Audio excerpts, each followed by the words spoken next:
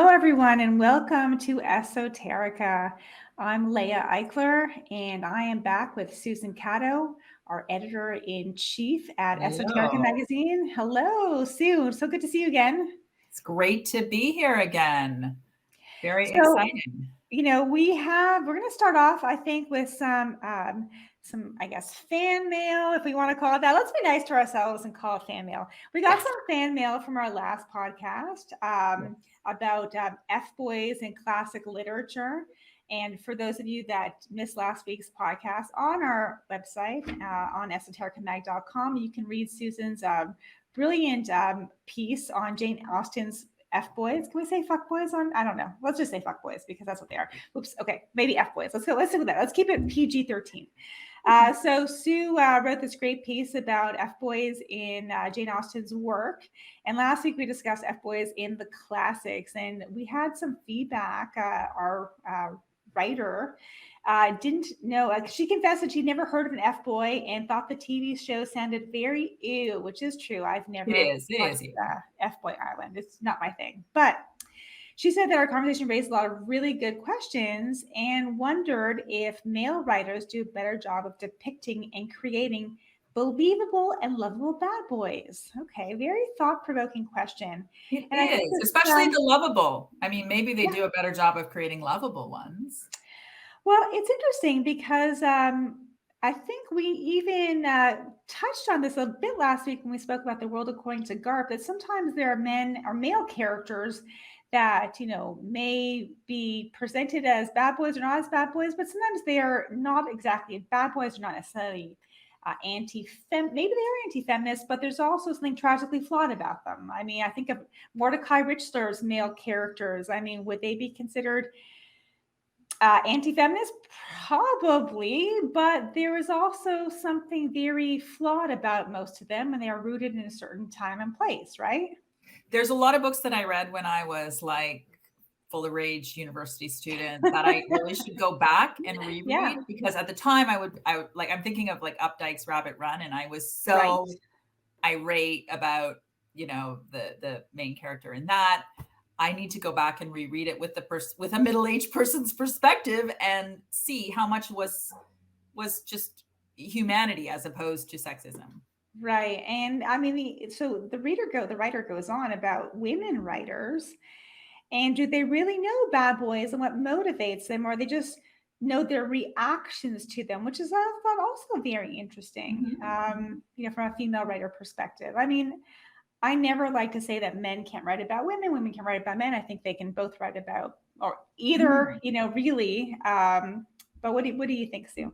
Well, I mean, in my article on the F-boys of Jane Austen, I do think that there is a lot about the reaction to them in Jane Austen's work. And the reaction is like kind of a knowing, like even once they recognize that this person is a jerk, an F-boy, the appeal remains. They have a distance from it, but they're like, I still kind of want to give this guy the benefit of the doubt, or I want to think the best of him. So it is very much their reaction to them that is, going on. I think that, they do create, the writer said, do they create complex male characters or rather superficial archetypes or cartoons? I mean, I think that comes down to a great writer will create complex characters. Right. Male or female. I totally agree. It was interesting because she asked about dull, inattentive husbands, and a lot of, in Anna Karenina, Madame Bovary, Middlemarch. Like it's interesting because we don't, no one, I mean, I don't know a lot of writers myself who want to sit down and write about very boring husbands, but I mean, there are plenty of them in literature. We should do a whole show on that. The boring husband. What makes a boring husband? I don't know.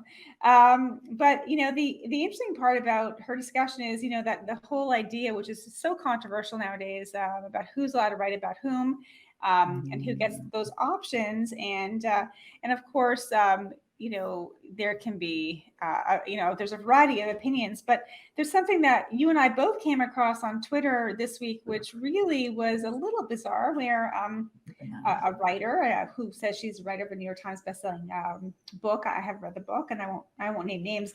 But she said that Joyce Carol Oates was not hot enough to write about Marilyn Monroe, and a non-hottie cannot write about Marilyn Monroe. And I initially thought this was a joke because I thought this was a play on,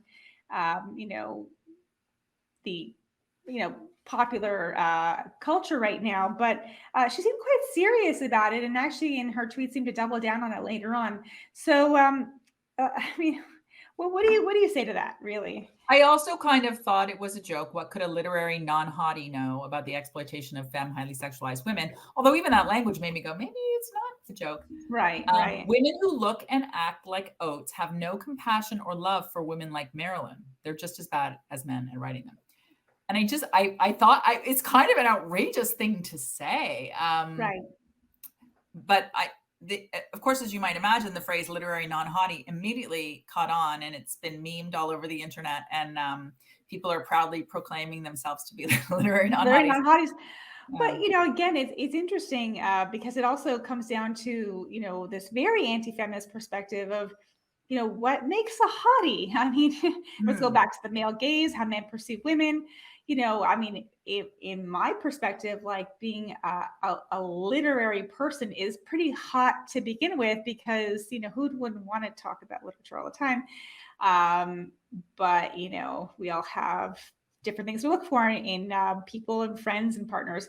But did you see Marilyn? Did you watch the film? I read a lot about it and kind of elected not to watch it because of what I was reading. But I know you watched it or tried to watch it. So I tried to watch. I tried to watch Blonde, and I really wanted to like it. I really wanted to kind of embrace my university self that was really into art films and really really edgy Lars von Trier type films that would kind of, take you in a different, transport you in a different time place. But it was, I got about halfway through. It was, I think, largely unwatchable.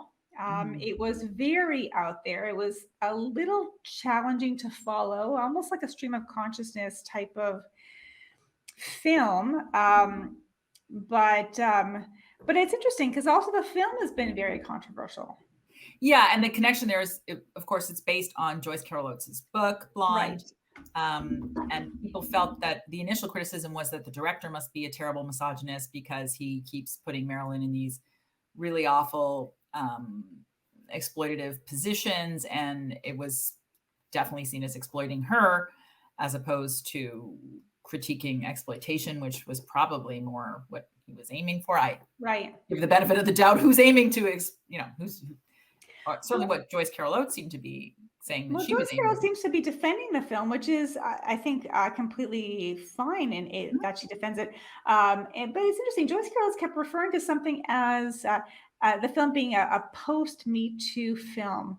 So I'm not even sure if we are in this post-Me Too era, what that means and how we're allowed to interpret it. I mean, but it was an interesting way to look at the film. Wow. I'm going to have to think about post-Me I know, post-Me Too, right? I mean, so again, I think the controversy that everyone likes to discuss in terms of the film Blonde is the CGI creation of the fetus, the purported abortion that Marilyn had. And did she, what does it say? And does that feed into the whole narrative of, the anti-abortion rights people? So, it's interesting. So is it Me Too to talk about abortions in that way and to show, I don't know, to show maybe some mixed feelings about it? What do you think?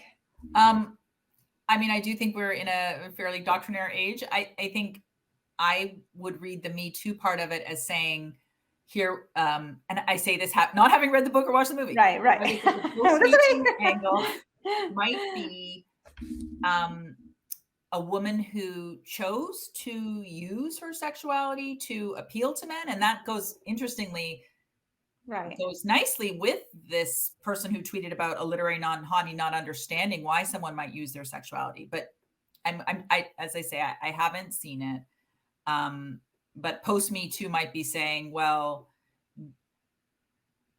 Marilyn was aware of what she was doing and what she was getting from men because she had this sexual power over them. Right. And so she had volition. So it's interesting. And I say this as someone who's ardently and extremely pro-abortion rights. But what's interesting about it is if you think of the meta levels of the book or the film rather, I mean, even in the film, there's a distinction that the protagonist makes between Norma Jean and Marilyn. And I'm imagining that could be somewhat accurate. Marilyn Monroe was the character that she created. It wasn't necessarily her. It was an image that was fabricated by Hollywood, people. So this is kind of a character, imagining a character and then a character about that, because of course the film is not true to Marilyn Monroe's life necessarily. There's no proof that she ever had an abortion. From the cursory research that I've done, she may have had several miscarriages. She may have wanted to start a family, but if you take it like what kind of characters? I mean, characters have different motivations, and characters have different perspectives. And if this Marilyn Monroe character that wasn't even Marilyn Monroe created by Norma Jean, but Marilyn Monroe created by the filmmaker and by an author, she could very well have been torn by her abortion and had mixed feelings about it. So, I mean, it's interesting, if you look at it from a fever dream that this character may have had versus, let's try and make it something more actual, right? It's interesting. I have read some fiction based on real people's lives. Curtis Sittenfeld wrote a couple of books. She wrote one from the perspective of Laura Bush. Right. Did she also write the one from the perspective of Hillary Clinton? Oh, right. That's right. I remember now. This is ringing a bell. Yes. And they're really interesting to read, but I always am like, don't you maybe want to like? It's a little more obviously fictionalized when people like that are doing it. And props for the courage of writing a novelization of a real live living person. Right. That is very challenging. So, we neglected to mention this last week, and our plate was full, but the last week of September is always a banned book week. So hooray for banned books. We love hooray for banned books, everyone. Yeah, we love banned books. So, I let's discuss banned, and banned books are fascinating because, they make it all the more appealing. Like, if you're a teenager, don't you want to read banned books? Like, that's definitely all want to read banned books. And I want to know, like, obviously things have become so politicized. They always have been banned books, right? But they've become so politicized in the United States in particular, right? But when you look at the list, and I was looking at specifically the Reader's Digest list, it points out that we don't really have a final list for 2022 yet, but it's looking at banned books from 2021. And the top 10 most banned books, I feel like I've seen like 50% of those books in my teenage daughter's hands because she is seeking them out. And these are books like The Hate You Give by Angie Thomas, The Absolutely True Diary of a Part-Time Indian by Sherman Alexie. I wish she were here. I would ask her, like, what's the deal that these books are banned? But like in some cases, they're on the curriculum of a Toronto school. So true. And I think, in my perspective, good literature is supposed to be controversial. It's supposed to make you think. It's supposed to give you pause, right? The first banned book I heard about when I was younger was Bridge to Terabithia, which is a childhood classic. Right. It took me a while to figure out. I was like, is it banned because it's so sad and they don't want to make people... So why is it banned? We should actually make... It's banned because the girl, the main female character's parents are atheists. So when the unthinkable happens, they don't subscribe to it's okay, she's in heaven now story. So that's why. Oh, well, okay, let's go through some of our favorite banned books because let's give a shout out to banned books and maybe maybe our audience will go to buy some banned books, because hooray for banned books. So I actually recently reread 1984 only because I needed to remind myself that, this dystopian view of the world has always been around. But 1984 is one of my favorite books that have ever been banned. There's obviously The Handmaid's Tale, which is, I feel like we've been talking about The Handmaid's Tale for years and years and years now. I'm almost a little tired of talking about it, but still a great book. And then Mouse. Mouse was on that, which of course I know why Mouse was banned. And I mean, now that was a controversy recently. I think it was U.S. School Board, I can't remember which one, banned Mouse because, of course, it's depiction. I mean, it's language. It uses foul language. There's a very obviously vivid episode in which Art Spiegelman shows his mother's suicide. I mean, did you read Mouse? I have. It's been a while, but yes. Yeah. And I mean yeah.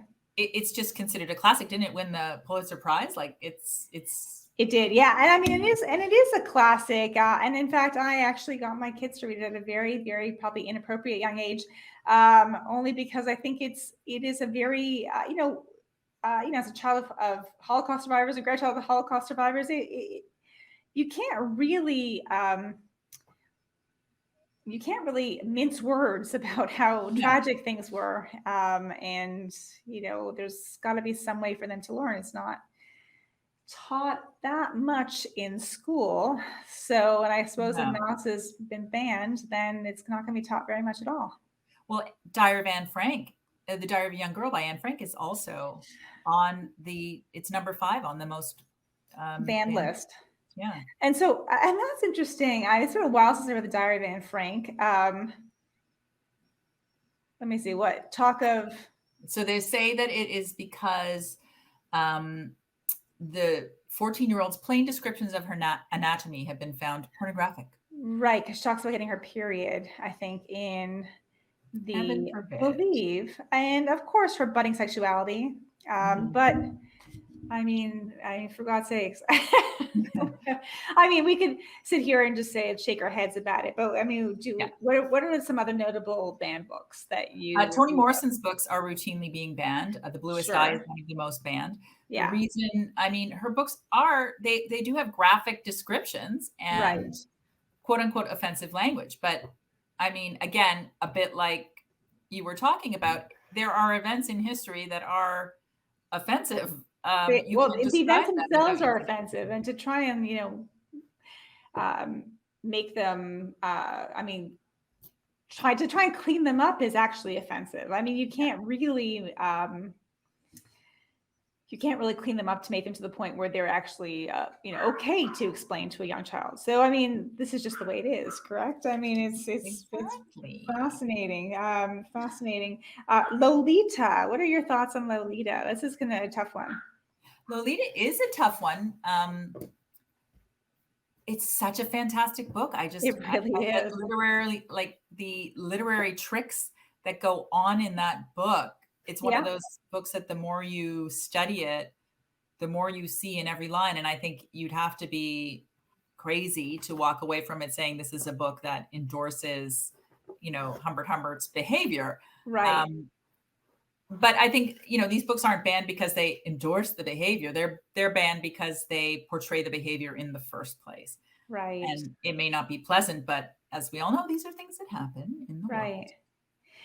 Interesting. I mean, so let's go back to that first kind of observation. Who's allowed to write about what? Do you think a book like Lolita could have been published today? No, I do not think a book like Lolita could have been published today. Right. I really don't. For obvious kind of reasons.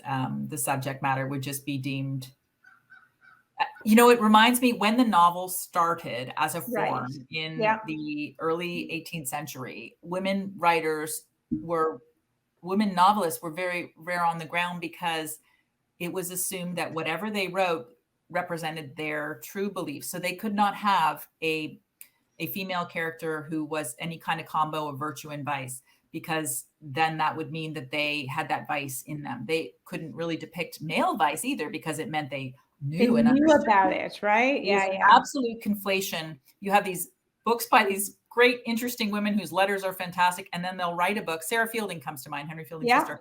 They'll write a book where the heroine is just a golden angel of virtue. And that was the only thing that was acceptable. So it's like a little bit like that now. Yeah. God forbid you write anything where the subject matter is controversial, because maybe you're endorsing that controversial point of view. It's actually it's a really good point, and maybe worth going back and rereading Lolita again for that very reason. Yeah. So this week is we actually have Canadian Thanksgiving this week. Yes. We won't talk about that. Do some good reading. Yeah, it's time to do some good reading. For me, it's always been kind of a few days off. I mean, I've never been a huge observer of the holiday. I mean, you grew up in the U.S. I mean, did you celebrate Thanksgiving more than you? I love all Thanksgivings. I see it as a chance to do some extra reading. And my suggestion is Canadian Thanksgiving is kind of coinciding with the Booker Prize shortlist for 2022, which has just come out. So if you ever wondered what to read this week, you can check out the Booker Prize shortlist. One of the things that I think is so interesting about this shortlist is there's no Canadians on the shortlist, which is a bummer. But two, it has the shortest book ever nominated, 116 pages, Claire Keegan's historical novel, Small Things Like These. Interesting. 116 pages. And it's actually very unusual for books to be that short. I know. Yeah. I saw that they did have one nominated before on Chesil Beach by Ian McEwan, who's one of my favorite writers. Right. And when I think of that book, I don't think, oh, what a short book. But it was under 150 pages apparently. So really interesting. But it had a lot of meat. So yeah. Obviously that doesn't matter. The other thing I found interesting about this shortlist was Alan Garner, Treacle Walker. His book, I think Alan Garner is 88 years old. So that makes him okay. Well, I could hope a lot of us writers. Yeah, the oldest person on ever to be nominated for a Booker Award. Now, it's not his first book. He didn't kind of come out of the blue at 88 and write a novel. But yeah. Wow. So, I mean, you can still win. Maybe you can still win a Booker when you turn 80, 90. So I guess there's, something to aspire to, right? So we have no excuse. No one has any The only author I've actually read on the list is Elizabeth Strout, whose book "Oh William" has been nominated, and it follows. She has recurring characters in her books. In this case, Lucy Barton is the heroine of this one, and she's just a really great writer whose books are kind of deceptively easy to read compared to what I sometimes think of. Some of the other books. I really think I will, after looking at this list, go and check them out. There's a book called Glory set in Zimbabwe. There's a book called The Seven Moons of Mali Almeida set in Sri Lanka. It's a very interesting list. That sounds it sounds great. So I guess we have, we can add, I can't show you right now off screen, but I have a list of, I have a pile of books about this high that I've been trying to get to, and I guess I can add a few more as the Booker Prize comes out. Yeah. So before we wrap up, a couple of little housekeeping notes. Our short story contest is still open for your submissions. So please send us your short stories. Susan and I will be the judges.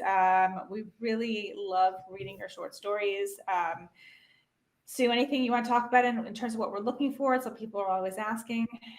Yeah, I mean, it's really open to every type of short story that it should be something obviously that you feel passionately about bringing into the world. And yeah, just, go ahead and submit it. Any guidelines you can find at esotericamag.com.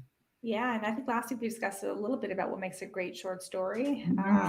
But I mean, the great thing about literature is it's open to interpretation, and we want to see what yours is. So, send it. We have a sweet spot. Ideally, like not over like many thousands of words. I think, 3 to 5 is usually kind of like a good spot. But of course, if it's longer, send it, or if it's shorter, definitely send it. Always great to have like a beginning, middle, and end. I know I joke about that. It seems very ABC, but a lot of people don't include that. And I find it very satisfying to have an ending, even if some people don't. I do love an ending. People don't seem to like endings in short stories lately. Yeah, so please send us your short story. And if you have any comments about this podcast, or if you have ideas for topics, or if you want to appear on an episode of the interview, then please do email us at editor@esotericamag.com, or follow us on Facebook or Instagram or Twitter or any social media outlet you can think of, and let us know. And we look forward to hearing from you. Thanks for tuning in. Yeah, thank you. Take care, everybody. Until next week.